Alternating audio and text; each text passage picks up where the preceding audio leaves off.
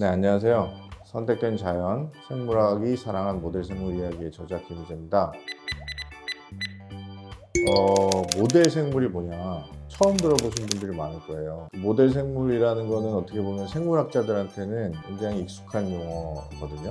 모델 오르가니즘이라고 해요, 보통. 생물학자가 어떤 연구를 하고 싶어요. 예를 들어서 멘델이에요. 유전의 법칙을 알고 싶었어요. 어떻게 대물림이 일어나는가.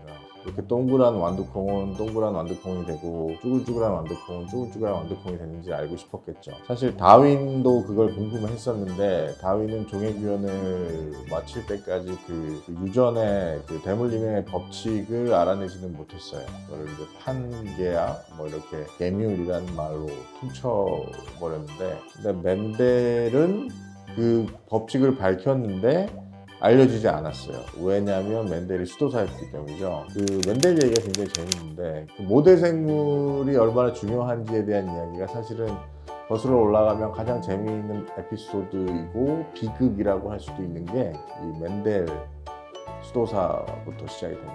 그러니까 이 멘델이 처음에 수도원에 완두콩을 길러서 그 완두콩을 먹고 이랬을 거 아닙니까? 근데 그 완두콩의 그 여러 형질들이 있어요. 쭈글쭈글하거나 동그랗거나 노랗거나 뭐 이런 것들이 있는데, 다 그렇게 실험을 설계해서 교배를 한 다음에 그 숫자들을 센 거예요. 교과서를 배우신 분들은 다 아시다시피 유명한 그 3대 1의 법칙을 발견하죠. 이제 과학자로 더 열정을 갖게 된 거죠. 그래서 멘델이 사실은 그 3대 1의 법칙 같은 걸 발견하고 하는데 완두콩이 굉장히 중요한 역할을 했어요. 일단 형질이 굉장히 뚜렷하게 나타나는 식물이기도 하고, 완두콩의 숫자를 세는 것도 굉장히 쉽고, 멘델이 그 연구를 시작할 때쯤에는 멘델이 좀 이렇게 수도원에서 높은 위치에 있었거든요. 그래서 멘델을 도와줄 수 있는 사람들이 꽤 많이 있었어요. 멘델이 몇 년에 걸쳐서 그렇게 연구해서 그 연구 결과를 어디 뭐 이렇게 유명한 학술지에 발표한 것도 아니고, 그 당시에는 뭐 1800 몇 년도 뭐 이때는 그렇게 이제 학술지가 많은 것도 아니었고, 그 동네에서 발표를 해요. 동네 사람들 중에 좀 약간 식자들이라고 하는 사람들 앞에서 발표를 한 겁니다. 그 당시에 이제 그 멘델이 그런 어떤 논문을 발표했다는 기록은 남아 있었고, 나중에 알려진 바에 의하면 그 멘델의 논문이 다윈의 서재에 꽂혀 있기까지 했으니까 그 멘델의 발견이 꼭 나름 회자가 된 거였던 거예요. 그 이후에 일어납니다. 그러니까 멘델이 처음에 완두콩을 가지고 유전의 법칙을 발견했을 때는 그건 굉장히 인기였는데, 그 다음부터 멘델이 이제 또 욕심이 생겨서 다른 식물에서도 똑같은 일이 일어나는지를 연구해보고 싶었던 거예요. 자, 여기서 이제 모델 생물의 딜레마와 비극이 일어납니다. 완두콩에서 성공을 했죠. 근데 이제 조팝나물이라는 그걸로 넘어가요. 근데 이 조팝나물은 왜 그런지 모르겠는데 멘델의 그 3대 1의 법칙이 잘 나타나질 않는 거예요. 멘델이 고른 형질들이 완두콩처럼 정확하게 비율을 이루면서 정수비로 나타나질 않는 거예요. 그래서 멘델이 이거를 몇 년을 실험을 다시 해보고 결국에는 논문을 쓰면서 이 실험은 실패다라고 결론을 내요. 근데 이게 나중에 디브리스라든가 이런 사람들에 의해서 멘델이 재발견이 되는데, 그 전에 이제 멘델은 이 조팝나무에서의 실패가 너무 자기한테 큰 슬픔이어서 과학자로서의 길을 접고 수도 원장이 됩니다.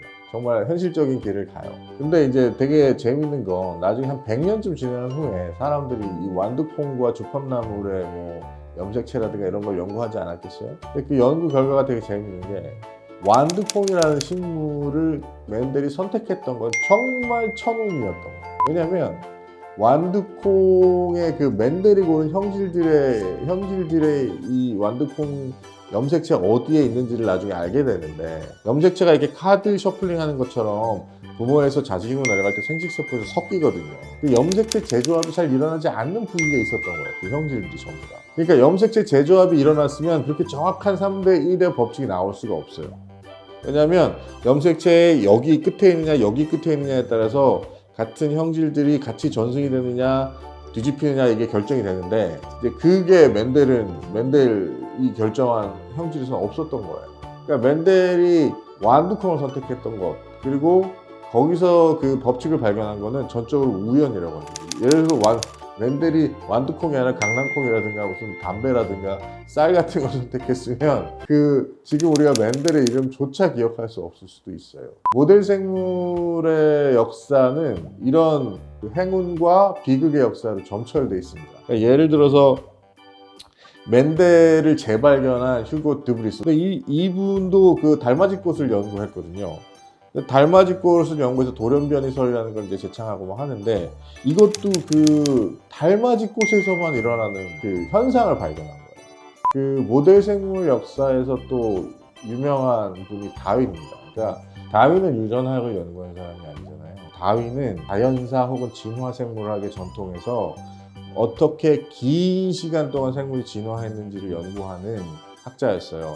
그 반면에 맨델이나 이런 유전학자들은 그러니까 자기가 가진 실험실에서 유전의 원리를 연구하는 어떤 실험실 생물학자, 실험 생물학자들의 전통이 유전학의 전통이거든요. 다윈에게도 모델 생물이 굉장히 중요한 계기가 있었습니다. 뭐냐면 그 다윈이 갈라파고스라든가 이런 데를 막 돌아다니면서 생물들의 다양한 변이를 발견하고, 요 핀치새 유명한 거 알잖아요. 그 핀치새 부리의 그 변이들을 발견하고 뭐 이러면서 자연 선택의 어떤 원리를 어떻게 보면 깨우치게 되죠. 근데 그 당시에도 생물학이 이렇게 녹록하지 않았고, 다윈은 말이죠, 아마추어 생물학자였어요. 그러니까 다윈한테는 박사학위도 없었고, 다윈은 생물학자들이나 학자들하고 이렇게 편지로만 소통하는 사이였거든요. 근데 그 다윈이 종이 자연 선택됐다고 막 이야기하는데, 그러면 그 실험적 증거가 뭐예요? 우리가 그럼 눈으로 볼 수 있느냐? 이게 굉장히 중요한 문제가 되거든요. 다윈에게 결정적인 그러니까 자연 선택의 원리를 증명할 수 있게 만들어줬던 것이 육종가들이 했던 여러 실험들이었어요. 육종이라는 건 뭐냐면 뭐 돼지의 종을 개량한 품종을 개량한다든가, 아니면 개의 품종을 개량한다든가, 당시에 또 다윈의 그 종의 기원에 기가 막히게 들어맞았던 생물이 비둘기입니다. 그래서 이 책에는 비둘기에 대한 얘기도 있어요. 왜냐하면 비둘기가 당시 영국에서 굉장히 각광받는 애완동물이었거든요. 그러니까 귀족들이나 돈 있는 사람들이 전부 비둘기를 길렀어요. 근데 이 비둘기의 품종이 불과 몇십 년을 거치지 않으면서 굉장히 다양한 품종이 나타나요. 그 현상이 다윈에게는 자연 선택이 가능하다는 증거로 보여진 거고, 그 현상을 깊숙이 연구해서 다윈이 종의 기원에 넣죠. 육종가들이 인위적으로 선택하는 것처럼 자연이 종을 선택하고 형질을 선택하면 지금 우리가 보는 지구상에 있는 이런 다양한 종이 생겨날 수 있을 것이다 라는 게 다윈의 종의 기원에 흐르는 원칙의 가장 중요한 부분이에요. 모델 생물이라는 건 유전학은 물론이고 지금 진화 생물학의 시작을 알리는 데도 굉장히 중요한 역할을 했다. 그러니까 생물학이라는 건 기본적으로 모델 생물이라는 것의 역사를 빼고는 이야기할 수가 없고요. 제가 책에 서문에도 썼지만, 생물학자들은 스스로를 소개할 때 저 유전학자입니다 이렇게 얘기 안 해요. 저 이제 초파리 연구합니다 이렇게 얘기하는 게 훨씬 더 쉬워요. 왜냐면 제가 초파리 연구합니다 하면 대충 뭘 할지 알겠거든요. 그리고 제가 뭐 성게를 연구합니다, 아니면 저는 고양이를 연구해요, 아니면 저는 생쥐를 연구합니다. 그리고 지금은 생쥐를 연구하는 사람이 대부분이지만, 그런 것들을 보면 되게 재밌죠. 그래서 그 모델 생물이 그 생물학의 시작, 근대과학의 시작을 알리던 시절부터 굉장히 중요했던 역할을 했다. 그리고 생물학의 희비극이 이 모델 생물에 다 녹아있다. 이거를 아시면 되게 좋을 것 같습니다. 저는 김우지였습니다.